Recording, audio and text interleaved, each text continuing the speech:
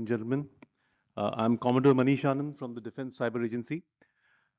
As the chair indicated, the Defense Cyber Agency works under is a tri-service agency under the HQIDS, and we are the nodal cyber security agency of the defense services.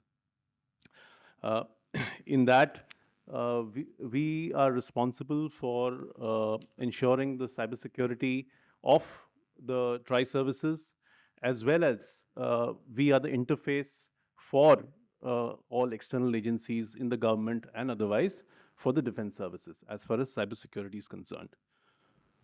So in the next 6 to 8 minutes, I will endeavor to basically talk about the use cases and the requirements that we feel the military has with respect to cybersecurity. As users of cybersecurity products, we would want much deeper partnership with the industry, and we would foster a collaborative approach in developing and ensuring that the cybersecurity of our defense services is as good as it can be. So, as most of you would be aware, there are multiple elements in when we talk about developing a cyber secure community. So when we say that we want to be a cyber secure community, we need to have governance. SIGINT software, it is called e-innovation, and we are now further developing the intelligence NLP based INT software. We are developing image intelligence software, and we are looking towards fusion of all three verticals of INT into a single fusion server.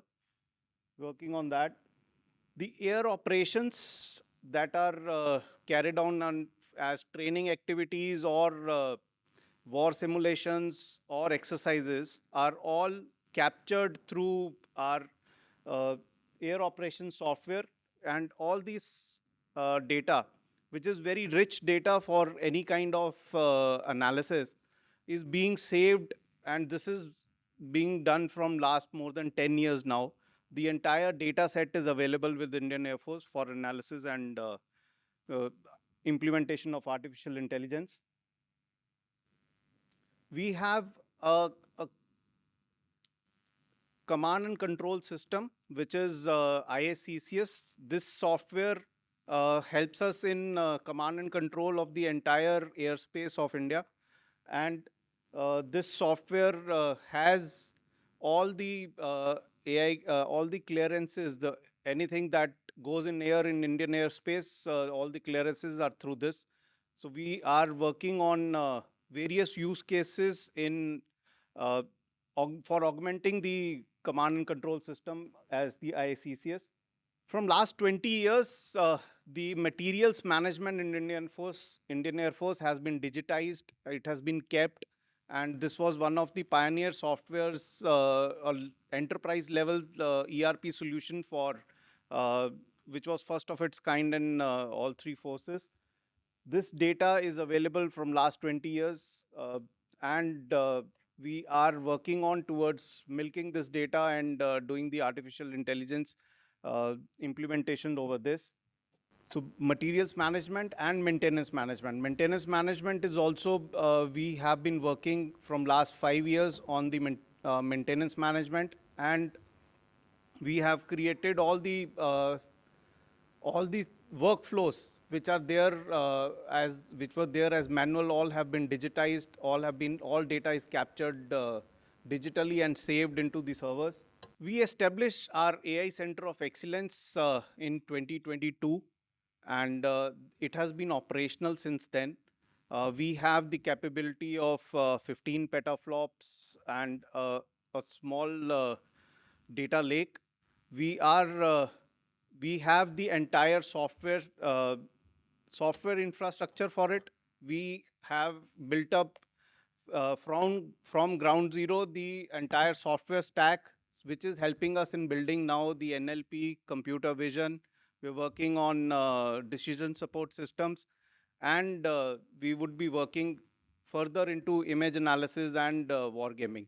The AI Center of Excellence is not the only place where we do the AI development. Various secretariats, various directorates, they are taking artificial intelligence projects through the MSMEs and PSUs.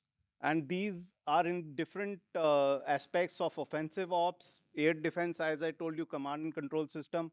Op support is what we look at. Maintenance support, the maintenance directorate itself is working on various AI-based programs, the admin and ISR, as I explained. In addition to all this, we are working also on the cyber security. We are working towards user behavior analysis. We are, through IDEX, we have one project on AI compiler, which is optimized compiler, and we are working on towards creation of a cyber range also. Vayu GPT is a kind of a GPT or chat GPT equivalent for our own documents for ease of business, which is working inside our independent lands. And we have used different models. We are doing the fine tuning. We are doing the data and metadata augmentation of the model itself. To understand war gaming and simulation of war, we need to understand what is the enemy endurance for the war, and towards that, the all intelligence reports are being understood using NLP. They are being integrated. The summarizations are done. You get intelligence from various sources, gets into the system, the GIS depiction, the time trackers, the summarizations, the reports, and the search algorithms, they work into the intelligence reports to understand the enemy endurance. And as you know the enemy endurance, also you need to, please next slide. You need to understand and forecast your own operational endurance for understanding the entire situation, to have the entire situational awareness.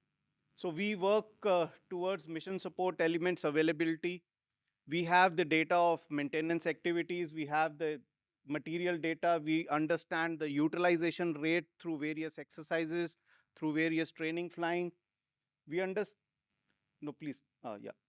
So we understand and we update. Since we have the automation with us, we have a captive network, we have a upgraded 5G equivalent network, we have the entire data centers across. So the automation is at full swing. The data is available. The real-time data can be fed into various software, which gives us the power to utilize the artificial intelligence and data analytics or big data analytics on our data. We identify the shortfalls, and we are using AI for predictive solutions for the weapon systems and the entire fleet. So this is one software that we have developed that is a campaign and mission planning software, where you can plan the entire missions, rehearse them, and play them one-on-one in the exercises. The entire planning for exercises or operations is carried out on this exercise. The next slides would give you a kind of depiction how the war or war planning is being done. So if we have a terrain, we create a blue force, we create a red force, and then we play both the forces together. We understand how the both forces are placed to each other. We do the simulation over this, and we are able to check the viability of the plans, check the viability of operational tactics and strategies. I could not show you the video because of some issue with the data transfer here. But if we go to the next slide, I'll just cover the wargaming. Next slide, please. Yeah. So basically, we are also working towards wargaming, and the wargaming, we've used a COTS software for quite many years, and we now want to upgrade it towards AI-based wargaming. Basically, if we talk about wargaming, there are two aspects of it: the op training and the validation of operational plans. We are working towards or and looking at the academia and industry to help us out in model-based entity behavior tactics, automated damage assessments, manual interventions should be allowed in that wargaming software. So we're working towards that. Yes, ma'am. Good evening. How are you? I'm doing good. Okay. Hi, Chate. Namaste, namaste, namaste, namaste. Me, Raghavendra Prasanna, representing All India Council for Robotics and Automation. Thanks for coming to this event. And this is fourth Artificial Intelligence Summit, and you have come from South Korea. Thanks for that. Please explain or brief how was your experience here, and what are the things that have encouraged you to be here in India. Hello, hi, my name is Jenna Jung. I'm the founder and global chairman for IKBCC, Indo-Korea Business Culture Center, to promote business and education and cultural exchanges between India and Korea. What I'm very impressed with the fall. First of all, congratulations for fourth global AI summit here in India. And I know that a lot of Indian people are very talented in IT industry, and that is why a lot of big global companies, including Google, has a CEO from Indian diaspora.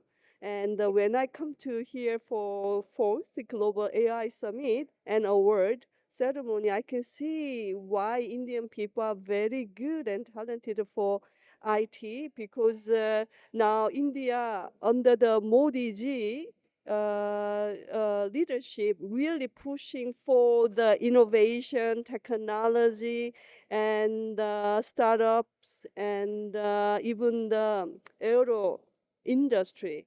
And I'm very glad that I'm here to see the big innovation that is pushed by your Indian government and Indian people here. Hello, ma'am. You're glad to see you here. You're coming from so long from Korea. What kind of technologies you're looking for? Right now, the whole world is very encouraged by AI and ChatGPT. So I know several big Korean companies that are looking to invest in Indian startup companies and Indian AI companies.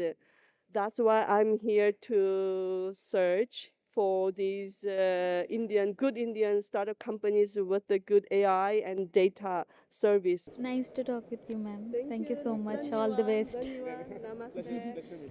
We are with the First World founder, Dr. Ashok Kumar, sir. Yeah, namaste to the CVR News channel viewers. I am Dr. Ashok Kumar from First World Community. So I am the founder of this community, which is a entrepreneur enablement platform. That is, our vision is to make India an entrepreneur economy. I think, yeah, entrepreneur economy.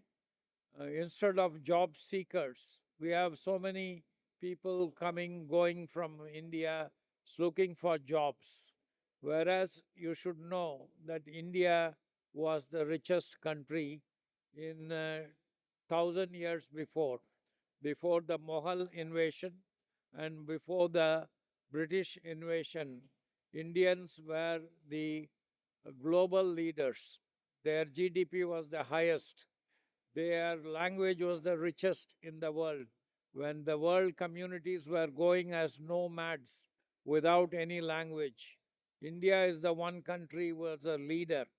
India has got the rich tradition of language, culture, heritage, knowledge. Name anything, we are the leaders. But today, we have lost everything. We are known as the third world country. So from the first world country, we have become a third world country. That is why we have decided to name our organization as first world community.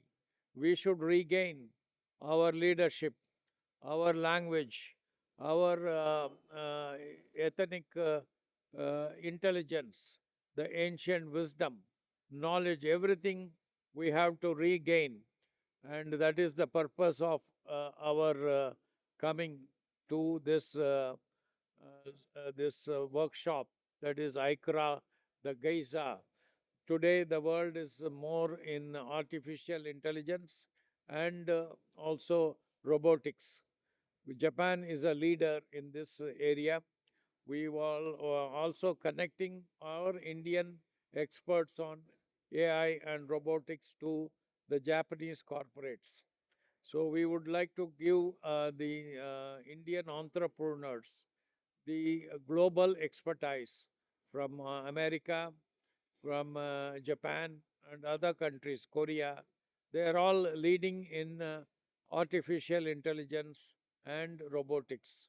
So this we would like to collaborate with AICRA so that we we empower more students and the college students to more knowledge on the growing trend of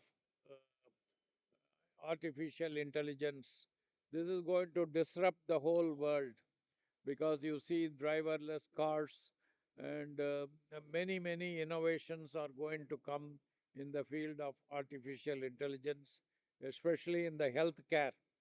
The intervention is very high, and they say after 2050, the healthcare with the support of technology would have gone so much that a person can live as long as he wants. That means he can conquer death. The technology has grown so much that a man, human being, is on the top of the world. He reaches to the highest level where our ancient Siddhars and the yogis and rishis of the ancient world, they achieved this highest level of human knowledge and excellence. Artificial intelligence is giving that, is decoding what the Siddha has achieved in the past. So that means every human being can achieve that level of excellence what the Siddha has achieved. So this is a systematic progress where a person can learn through artificial intelligence, IoT, blockchain, all those technology. So the technology is the key for the growth for future. And I wish organizations kind of like AICRA, bringing in so much of knowledge and talents under one roof. And also, it will be very useful for the people in the schools and colleges and all the educational institutions to learn the growing technology, which is going to give them so much of knowledge. So knowledge is power, knowledge is money, and knowledge is everything. So with this, I think we should be in a position to scale up our knowledge and education. And these are things which AICRA is offering to the world. So AICRA, I congratulate Raj Sharma, the chairman of AICRA, for bringing so much of talents under one roof. So I'm Dr. Ashok Kumar on behalf of First World Community. We want to make the globe, all this community as one world. We are all human beings. We should also treat other plants kingdom, animal kingdom as one. Human being is the last to come into this universe or in the planet Earth. But we kill all the animals, all the plants mercilessly. But we should have compassion and love for other beings. So this is what First World Community preaches. Love is the bonding force of all the human beings with the animals and the plants. And we should have knowledge. This kind of a knowledge is power. So we should grow in knowledge, not only in the knowledge of the world, but also understanding our own self. Their self is made of body, mind, and soul.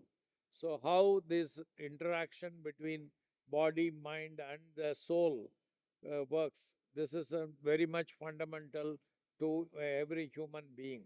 They should know who they are before knowing what they want to do, what to talk to others. First, they should know self-awareness program. Once they align with this, they think that they are all the human body, but we are beyond the human body. There is an energy body inside us. There is the same energy body which is inside the human being, is there outside.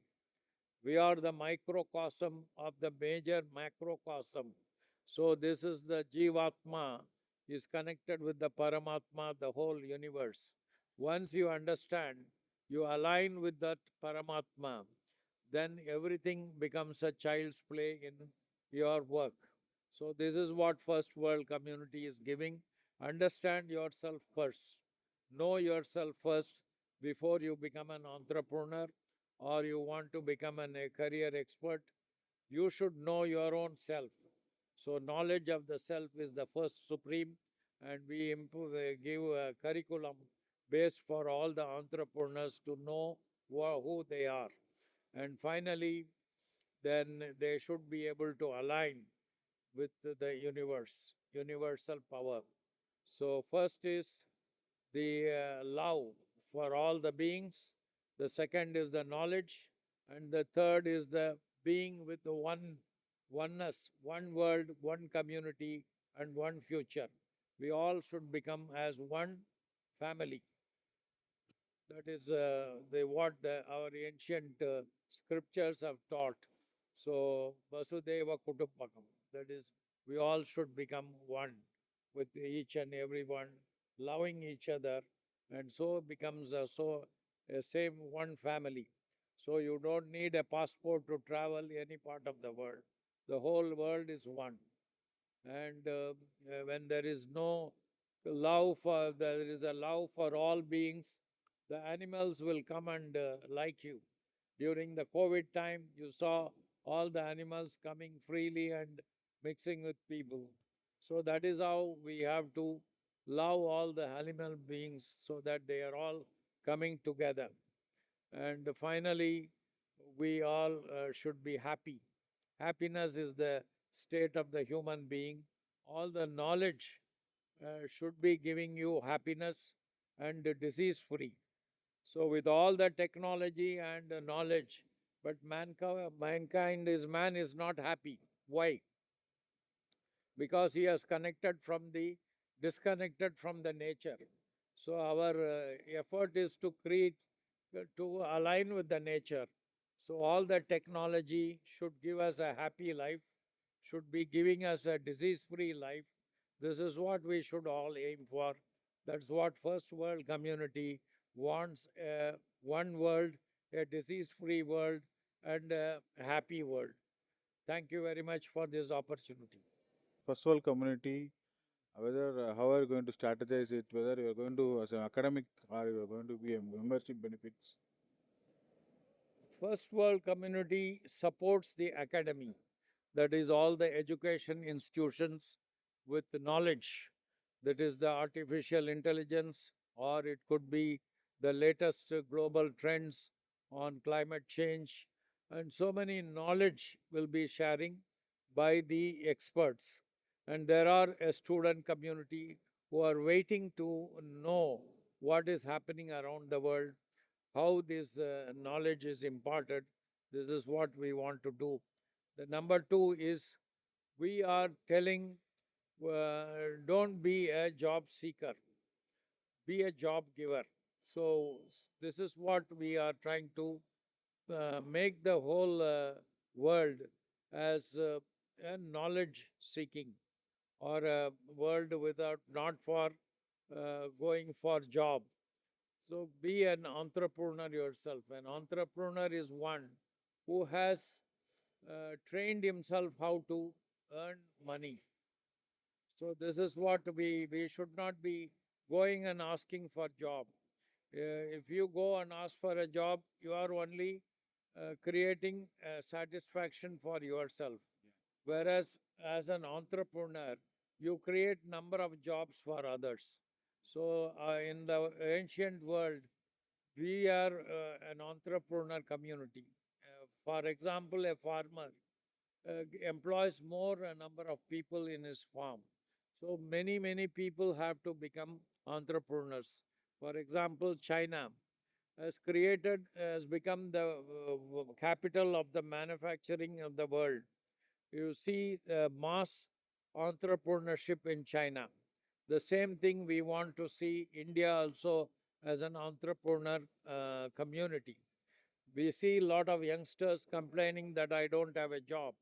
If they're very keen, they can create their own job. They can go to the community, build the community, and give them a lot of facilities, infrastructure development. So all these initiatives, the young uneducated or unemployed youth can come together and become a leader themselves by serving the community, helping the farmers. So this is what we want to do. So something like a train the trainer kind of. So when you're saying if you are making everybody as an entrepreneur, if there is a giving hand, there should be a receiving hand, right?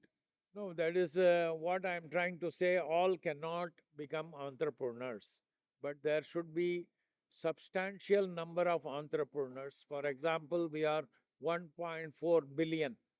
So if you take how many entrepreneurs, not even 3-4%, the whole wealth is concentrated in 80%, in 20% or less than 20%.